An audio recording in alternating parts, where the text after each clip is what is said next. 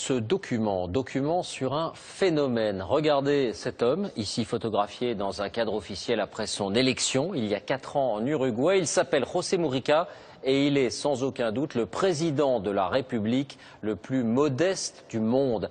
Il refuse d'habiter dans les palais, il a même vendu l'une des résidences présidentielles. Il met un point d'honneur à vivre comme un retraité ordinaire, dans sa ferme, pour afficher son opposition à la société de consommation. Nos envoyés spéciaux, Maryse Burgot et Laurent Desbois, l'ont rencontré. Voici leur reportage.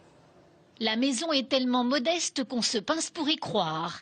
Et les vêtements du chef de l'État sont assez peu protocolaires. Ce matin-là, José Mujica, 78 ans, président de la République de l'Uruguay, nous reçoit chez lui en vieux survêtement. Ça fait 28 ans que je vis là. Élu à la présidence en 2009, José Mujica n'a rien changé à son mode de vie. Comme autrefois, il boit le maté, cette infusion d'herbe très populaire en Uruguay. Et comme autrefois, il rentre chez lui tous les soirs, dans sa ferme.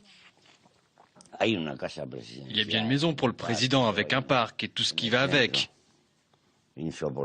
Insupportable. Si tu veux une tasse de thé, il faut marcher 200 mètres. En Uruguay, le président reçoit un salaire mensuel de 9 000 €. Mujica n'en accepte que 1 000. Le reste est reversé à l'État. L'ex-guérillero d'extrême gauche est aujourd'hui un président totalement hors norme, un ovni politique façonné par ses années de prison sous la dictature militaire. J'ai dû vivre pendant 10 ans dans des conditions extrêmes. Et quand la nuit, j'avais un matelas pour dormir, c'était comme avoir gagné à la loterie. Alors j'ai appris à vivre avec rien. Je ne fais pas l'apologie de la pauvreté. C'est plutôt l'apologie d'une vie avec seulement ce qui est nécessaire. Chez les Mujica, pas de personnel de maison, la première dame se charge de la cuisine. Le racetisme n'est pas une façade. Ils prônent aujourd'hui tous les deux un socialisme matiné d'économie de marché et ils sont d'accord sur la place du couple présidentiel. Il y a eu des femmes de présidents qui ont joué ce rôle de première dame, mais moi je travaille, j'ai été élue sénatrice. Pour arriver jusqu'ici, il faut quitter Montevideo, la capitale de l'Uruguay, et emprunter ce chemin de terre rudimentaire. Entre deux obligations présidentielles, Mujica donne volontiers un coup de main à ses voisins cultivateurs. Seul indice de la présence ici du chef de l'État, ces 2 officiers de sécurité.